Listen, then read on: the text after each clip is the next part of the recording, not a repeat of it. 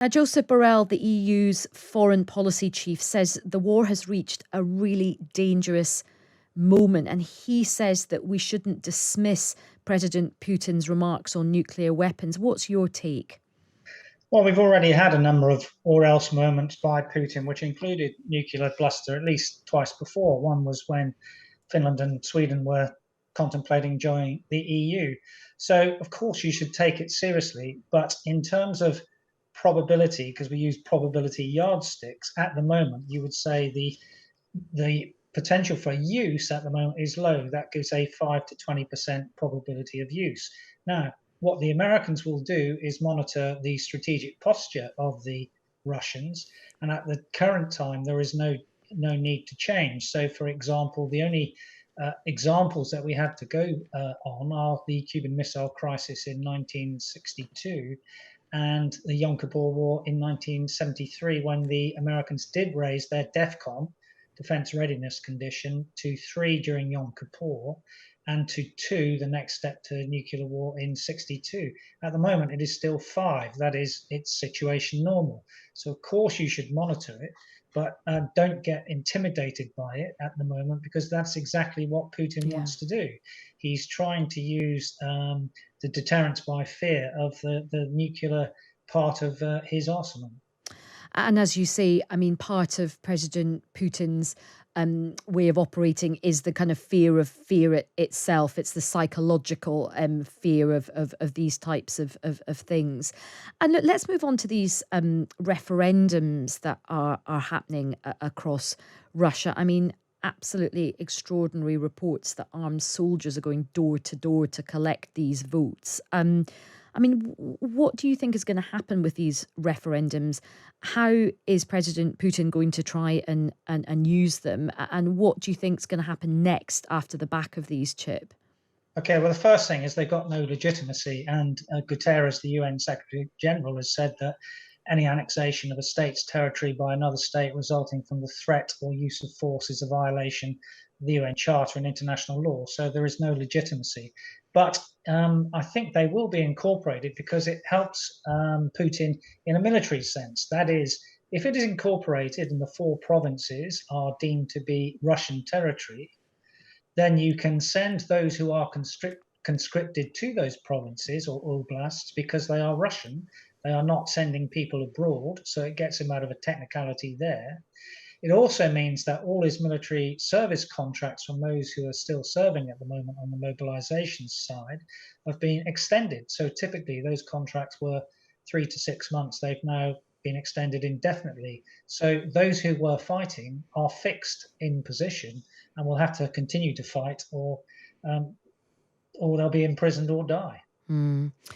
And I mean, it's also really interesting hearing about these many, many young Russian men who are trying to flee the country, trying to flee this possibility of conscription. I mean, what's your sense of what's happening in Russia now? I mean, look, many of us have got to be careful about optimism bias. There's a bit of a narrative saying, oh, it's all collapsing in Russia and there's going to be some kind of huge, uprising. And we have to be careful to not, try and put our own, what we'd like to see happen on the situation. But what's your take, Chip?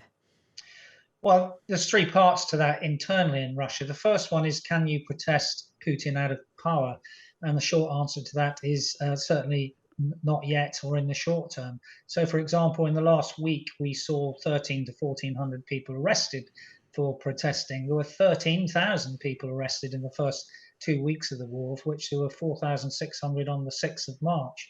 So if you met a mass of non-violent protest, 3.5% of the population, that historically in any state has been enough to overturn Putin. Will that get to it in Russia? Absolutely not.